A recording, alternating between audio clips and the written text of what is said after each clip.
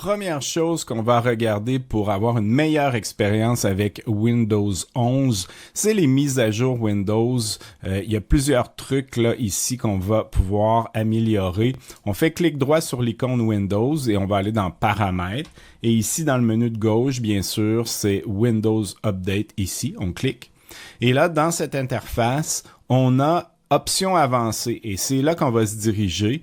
Donc, on clique sur Options avancées. Premièrement, ici en haut, je vous conseille d'activer la première là, qui est obtenir des mises à jour pour autres produits Microsoft.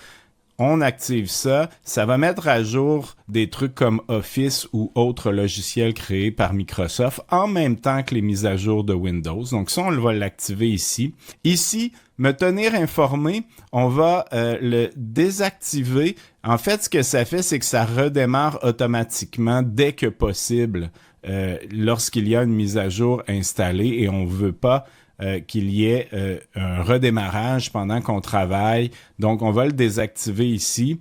Ensuite de ça, on va se diriger ici. Informez-moi lorsqu'un redémarrage est requis. Ben, on va l'activer. Comme ça, on va avoir une notification qui nous dit il y a une mise à jour qui est installée. Ce serait le temps de redémarrer. Et bien sûr, ça ne redémarrera pas automatiquement parce qu'on l'a désactivé ici, mais aussi parce qu'on va créer ici, là, on va aller changer de automatique à manuel et on va mettre nos heures où on est actif sur notre système. Donc, pour moi ici, disons de 8 heures le matin à 5 heures. Donc, je vais être actif et il n'y aura pas de redémarrage qui va se produire durant ma période d'activité. Donc, ça, c'est vraiment important. Et une autre qui est extrêmement importante, je reviens ici pour vous l'expliquer, mais lorsqu'on est dans les mises à jour, donc si on vérifie les mises à jour, il va y avoir des mises à jour qui vont être proposées, on va pouvoir les installer. Mais si vous allez dans les options avancées et que vous allez dans mise à jour facultative, ici va être listé des mises à jour très souvent pour des pilotes qui ont été mis à jour. Ça peut être des pilotes de votre processeur ou autres qui vont être mis à jour par ici. Et si vous n'y allez pas, eh bien, ces mises à jour ne seront pas effectuées. Donc, il faut aller dans mise à jour facultative pour aller vérifier s'il y a des mises à jour de nos pilotes ou autres et les inclure dans notre mise à jour régulière. Donc ça, c'est très important. Une des raisons qui fait qu'on n'aime pas Windows et encore moins Windows 11, eh bien, c'est la question de la confidentialité et des informations qu'on partage à Microsoft et on peut réduire ça grandement. Je vous montre comment faire. On clique sur l'icône Windows, clic droit, on va dans Paramètres et on va aller ici dans Confidentialité et sécurité. Et là, dans cette interface, on va se rendre dans Général ici. Et là, ici, vous pouvez désactiver tout ce qui est ici. Donc, ce n'est absolument pas nécessaire. Donc, tous ces éléments partagent des informations personnelles vers Microsoft. Vous pouvez tout désactiver ça dans cette section. Ensuite, je vous montre autre chose de très important. On va retourner dans le menu de confidentialité et sécurité et on va descendre tout au bas ici. On va aller directement dans Données sur le compte ici. Donc, on clique sur Données sur le compte. Et là, accès aux informations du compte, eh bien, on va désactiver ça. Ça donne, en fait, ça permet aux applications d'accéder à vos informations. Donc, ça permet à chaque application d'aller chercher des informations sur votre compte. On va désactiver ça ici. Maintenant, si vous voulez aller beaucoup plus loin dans la protection de vos données confidentielles, on va retourner ici dans Confidentialité et sécurité. Et là, il y a plusieurs choses qu'on va faire. Regarder attentivement. Premièrement, on va aller ici regardez ici, localiser mon appareil. Donc, vous pouvez désactiver ça pour que votre appareil ne soit pas géolocalisé. Donc ça, c'est une première chose. Deuxièmement, vous pouvez aller ici dans Entrée manuscrite et personnaliser de la saisie. Donc ici, vous pouvez désactiver ça. Donc en fait, ça va empêcher lorsque vous utilisez le clavier, d'envoyer des informations à Microsoft, par exemple des noms propres, votre nom, des informations, des adresses. Ensuite de ça, diagnostic et commentaires ici, on peut désactiver ça, à moins que vous êtes dans le Insider Program de Microsoft pour recevoir des mises à jour en développement. Et ici, vous pouvez bien sûr améliorer l'écriture manuscrite, vous pouvez désactiver ça ici. Vous pouvez désactiver l'expérience personnalisée qui envoie aussi de l'information et vous pouvez ici afficher les données de diagnostic, désactiver ça aussi. Et vous pouvez aller supprimer vos données de diagnostic ici dans le menu plus bas. Donc ça, c'est bien important aussi. Ensuite, si on veut aller encore plus loin, on peut aller dans les historiques des activités et désactiver cette fonction ici qui va enregistrer en fait tout ce qu'on fait avec notre système, les sites web qu'on fréquente et tout. Donc, on désactive ça et bien sûr, on peut effacer encore une fois notre historique directement ici. Ensuite, pour aller encore plus loin, on va aller ici plus bas dans Emplacement.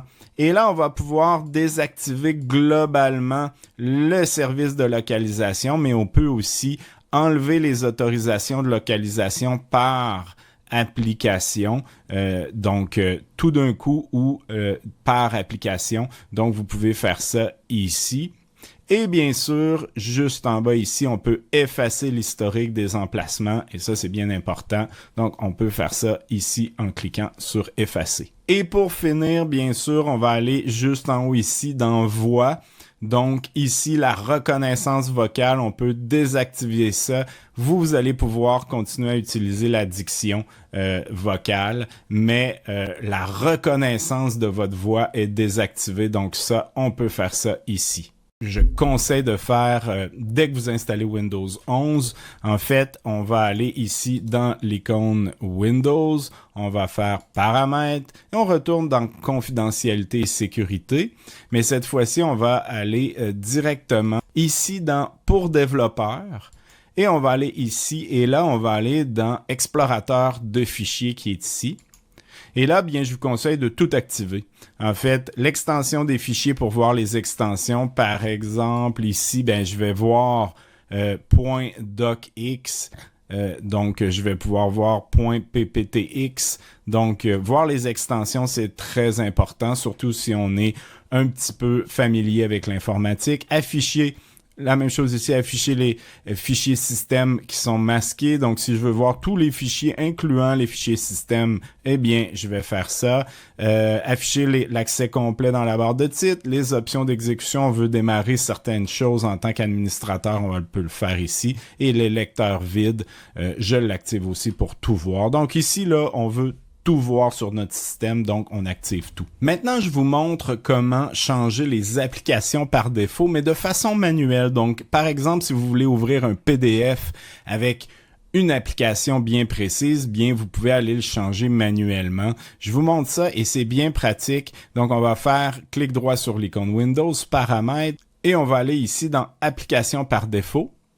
Et là, bien, on a toutes les applications qui sont sur notre système. Et par exemple, si je choisis, par exemple, Google Chrome ici, eh bien, je vois toutes les extensions qui sont liées à Google Chrome. Donc ici, .htm va être ouvert par Google Chrome. .html, encore une fois, c'est Google Chrome qui ouvre ça. Ici, .pdf, bien, moi, je suis en train de tester Sumatra PDF, donc PDF va être ouvert ici par Sumatra PDF. Si je voudrais le changer pour autre, ben, je peux cliquer ici et je pourrais, par exemple, choisir GIMP ou choisir Microsoft Edge et définir par défaut pour les points PDF. Maintenant, quelques trucs au niveau du menu démarrer ici. Si vous aimeriez, comme moi, ne pas avoir une panoplie de documents qui sont proposés ici par le système, c'est simple. Et si vous aimeriez avoir des icônes ici pour des raccourcis rapides, je vous montre aussi comment faire. Regardez bien ça. Ce qu'on va faire clic droit sur l'icône Windows, Paramètres. On va aller dans Personnalisation, ici à gauche.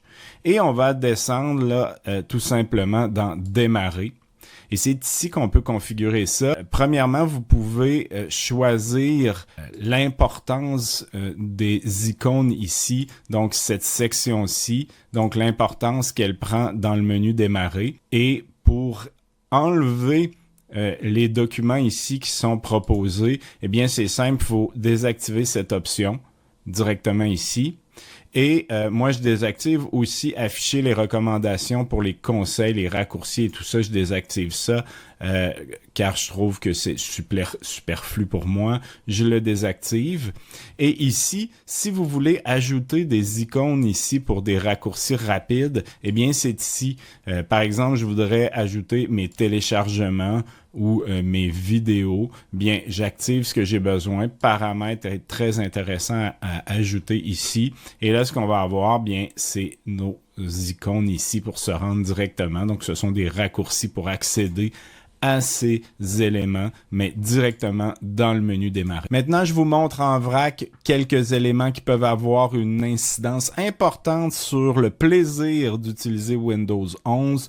Donc, on va aller ici dans l'icône Windows et Paramètres. On va aller dans Personnalisation. Premièrement, je vous montre ici en arrière-plan.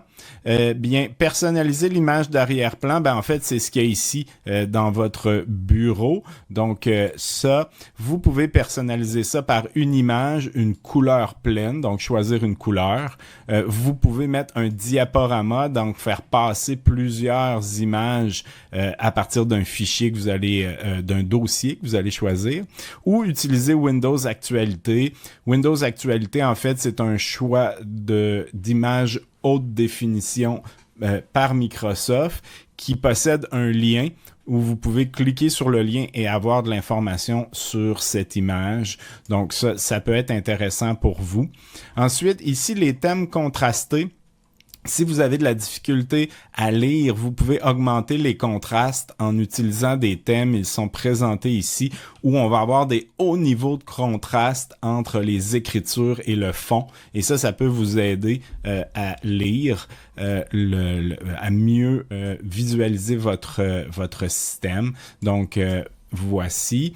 Ensuite, si on va ici dans les filtres de couleurs, eh bien là, pour ceux qui ont de la difficulté avec les couleurs, eh bien, vous pouvez regarder l'image ici, changer la perception que vous avez des couleurs en changeant les filtres ici. Et ce qui est intéressant, c'est que vous n'êtes pas obligé de l'utiliser tout le temps. Vous pouvez en sélectionner un. Et ici, activer les raccourcis. Donc, lorsque vous allez faire touche Windows, CTRL et C, ça va activer votre filtre. Et vous pouvez refaire Windows, CTRL et C pour le désactiver, tout dépendant de ce que vous faites. Donc, vous pouvez activer les filtres, par exemple, lorsque vous naviguez le web et le désactiver lorsque vous travaillez dans Word, par exemple. Donc, vous pouvez faire ça ici et c'est très utile. Et pour terminer, ici, les couleurs. Donc là, on peut choisir une couleur d'accentuation de notre système. Ici, on peut aussi mettre notre système en mode clair, qui est le classique, en mode foncé, ici. Et on peut, ici, ça c'est bien, effet de transparence pour les fenêtres. Si votre système rame un peu et lent, vous pouvez désactiver ça et vous n'aurez plus la transparence. On voit ici là, que ça disparaît, la transparence du fond d'écran. Et ça va vraiment aider votre CPU. Donc, votre système va être un peu plus rapide si vous désactivez ça.